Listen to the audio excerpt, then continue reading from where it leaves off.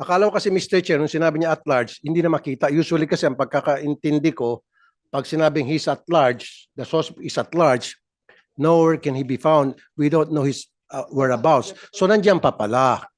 Okay, so kung nandiyan pa, very good.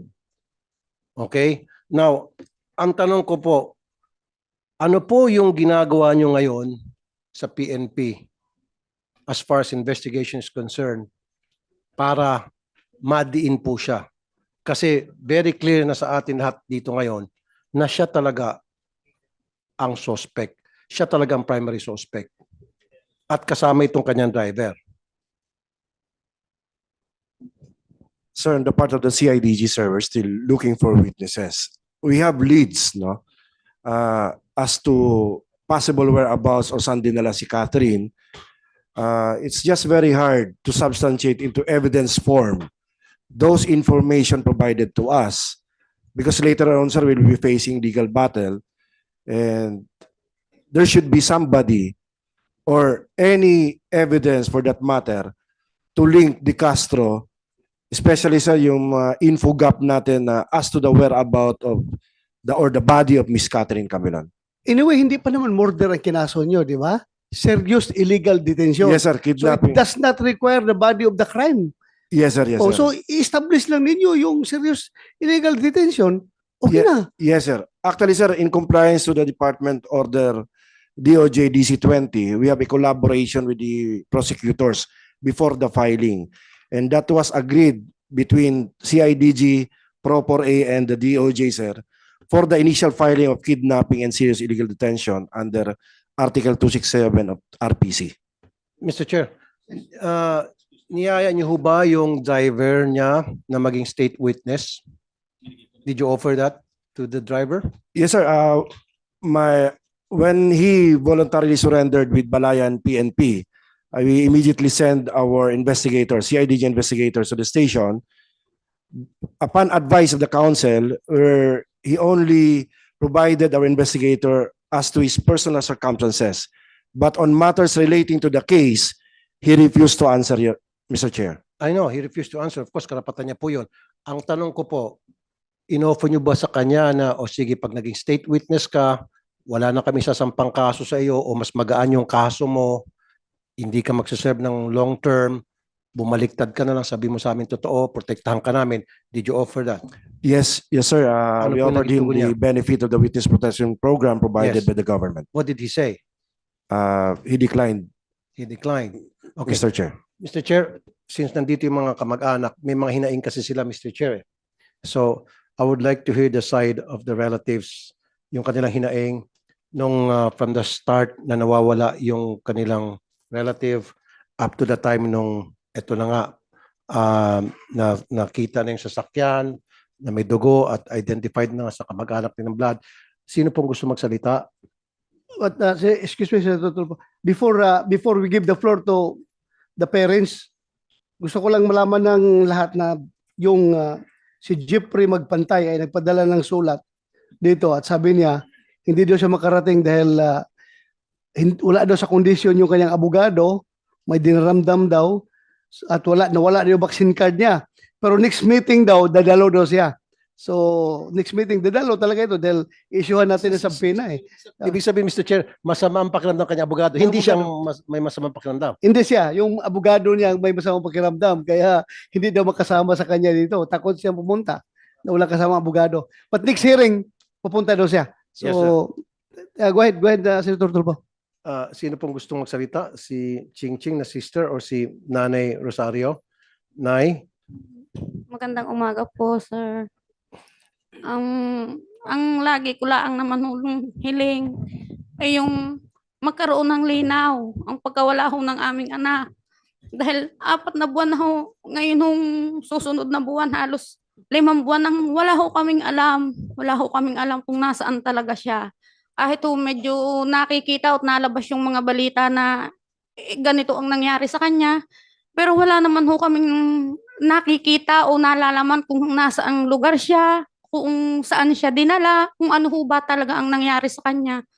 Wala ho talaga kaming alam. Yun lang ho, sir, ang lagi namin hinihiling na magkaroon ho ng linaw ang pagkawala ho ng aming anak. Nung pong mga unang araw na nawawala ang inyong anak at kayo po'y lumapit sa PNP, ano naman po yung naging sitwasyon? Paano naman po tinanggap ng PNP yung inyong reklamo? Nung kinabukasan po ng pagkaalis niya, nung gabi po, nagpasama po kami na hanapin namin doon sa lugar na sinabi ni Kat ng aking anak na nandoon siya, na doon yung punta niya. Sinamahan naman po agad kami nila kung saan ho po pwede namin siyang hanapin. Hanggang sa nagtuloy-tuloy po yung paghahanap, wala ho talaga. Hindi ho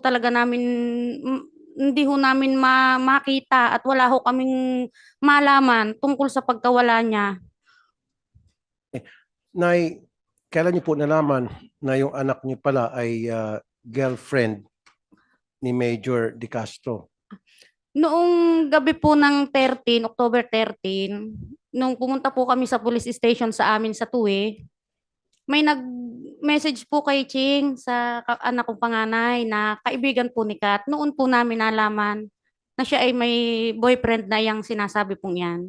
At nung malaman niyo po na boyfriend nga niya itong si Major De Castro, sinabi niyo po sa PNP?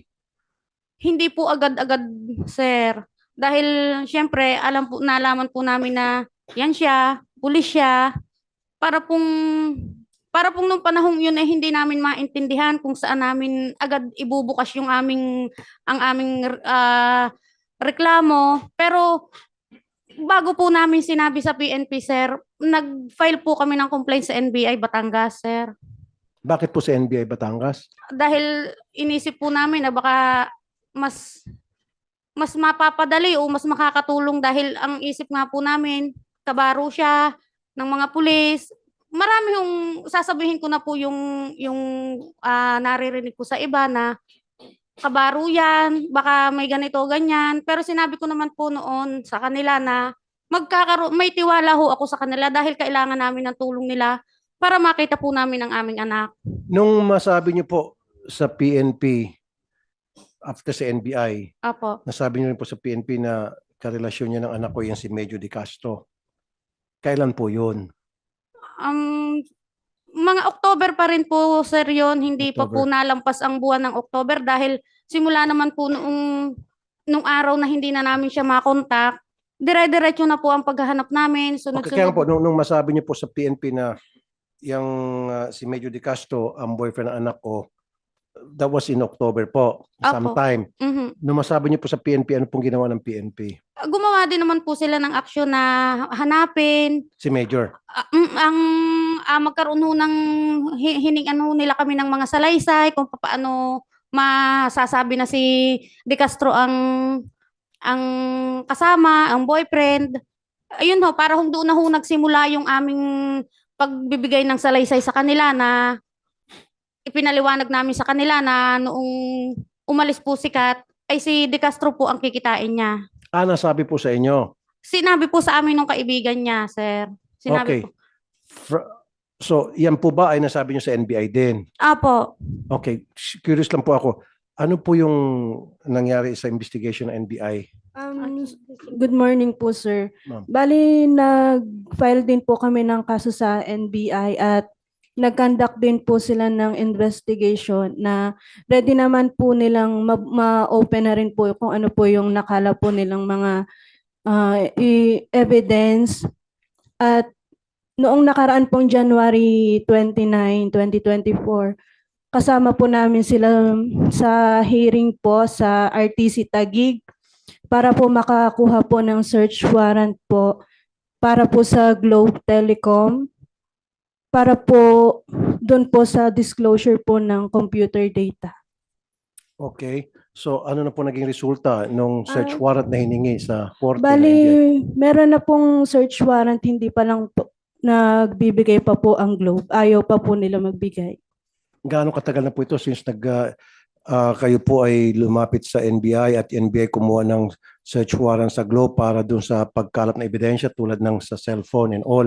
Bali, ilang buwan na rin po ang Buwan. nakakaraan. Months na rin po ang nakakaraan. Di Mr. pa Chair, rin po. pwede ba natin patawag tong Globe? Kasi ito yung problema din sa Globe, Mr. Chair. Napakabagal Yes, nila. next hearing, Your Honor. Comsec, take note, Globe. Globe ang pinuntahan nyo, Ching, Miss Ching Camilon. Bali, nag-hearing po kami sa RTC Taguig para po makakuha po ng search warrant sa Globe. Nag-issue yung Globe.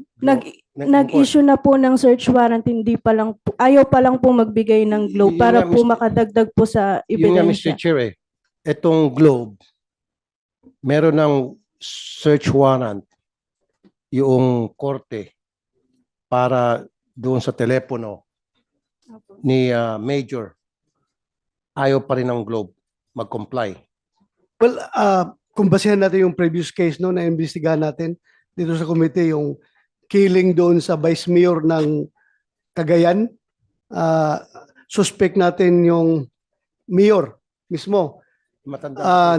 Nag-file tayo ang PRO to, yung crime lab do, nag-file ng warrant sa korte, warrant to disclose computer data. Ngayon, pumunta yung Globe dito kasama sa hearing natin. Ang sabi ng Globe, ang computer data na ma-release nila, yung hanggang limitado lang daw doon sa yung call data records. Kung anong number tinawagan or tinext. Pero yung content mismo ng text messages, wala daw silang storage noon. Hindi nila may release the storage. Pero hindi ako naniniwala ha. Hindi ako naniniwala. Maybe pwede natin patawag din yung DICT, Mr. Chair. Yes, pwede. Ang DICT. DICT, yeah. Yeah. Busek, Department of DICT plus Information Globe. Technology. Ah. So Ma'am Ching Ching, so meron ng court order sa Globe para payagan na hingi yung mga data sa cellphone ni Major. Walang ginawang action ang Globe Wala pa po, sir. ni isa. Wala pa po. Nakita niyo katigasan ng ulo nitong Globe, Mr. Chair? Yes, so far, nagsabi sa iyo ang NBI na wala talaga binigay ang Globe? Wala po. Wala pong, nagsabi po sila na... Na-serve na nila yung warrant Opo. sa Globe? Bali, na-serve, wala pa po silang sinasabi na na-serve na, pero Anyway, meron na pong search warrant. Sir Turtulpo, Kumsek, yung NBI na hawak ng kaso nila, imbitahan natin next hearing. Yung NBI para malaman natin. Yung Globe, Mr. Pati Chair, yung Globe. sana, at saka DICT. DICT. Para magkaalamanan. Yes. Kasi yung sinasabi nung last hearing, I remember that, Hmm. na hanggang doon lang sila sa tawag, back and forth. Well, yeah. But they cannot retrieve text messages. Text messages, That's wala. bullshit. Wala. We know for a fact na kaya yun, in fact, sa ibang bansa, tulad sa US, sa Europe, na na-retrieve po yung mga text messages. They have files pertaining to that. Yeah. Talagang ayaw lang po talaga nitong Globe. Ang sa kanila kasi, they would like to protect, okay lang yun, protect their subscribers, data privacy law. Pero kung galing na po sa korting dokumento, dapat respetuhin na. Mawawala yung data privacy law because that's a court order. Yes, at saka sinabi naman ng Data Privacy Commission na pwede yan. Pwede release ng Globe kung lahat ng data na may hawak nila, kasama na yung content ng mga messages, pwede na release. Sabi ng Data Privacy Pag Commission. meron, especially pag may court order. Pag Mr. may Chair. court order. Oh. Ito pala, may court order na, hindi pa rin po uma-action yung Globe. Well, patawag natin yung Globe. Yes, sir. Next week.